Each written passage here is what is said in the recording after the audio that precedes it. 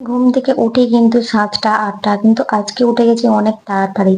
আর উঠেই রান্না বান্নার কাজ করে নিয়েছি, কারণ আজকে রুম পরিষ্কার করব। আর আমার বর গিয়েছিল নাইট ডিউটি, ও এসছে 8টার সময়।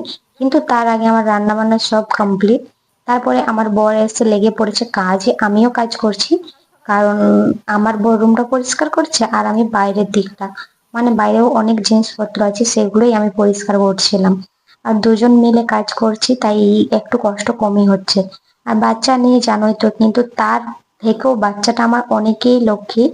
কারণ বাচ্চাটা চুপচাপ আছে, একটুও কান্না করে না, কারণ জানে মাম্মা আর পাপা কাজ করছে, তাই একটুও ডিস্টার্ব করেনি। দেখো, চুপচাপ এখানেই আছে। তারপরে আমি এগুলো পরিষ্কার করে নিচ্ছিলাম। আর জানো, সকালে উঠে 1 কাপ চা খেয়েছে আর কিচ্ছু না। তারপর দুপুর 1টার সময় স্নান দান করে একবারে রেডি হয়ে খাচ্ছি ভাত।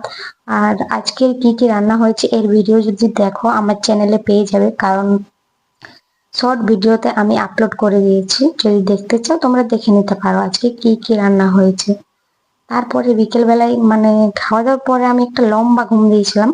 আর বিকেল বেলায় তোমাদের দাদা ভাই আমার জন্য নিয়ে এসেছে দুটো ঝাড়ু, কারণ আমরা বাঙালি। ধনতেরাসে আমাদের সব থেকে বড় উপহার হলো ঝাড়ু। তোমরা কে কি ধনতেরাসে উপহার পেয়েছো আমাকে অবশ্যই কমেন্টে জানিও। তো চলো আজকের মতো টাটা। আর মিনি ব্লগটা কেমন লাগলো তোমরা অবশ্যই জানিও কমেন্টে।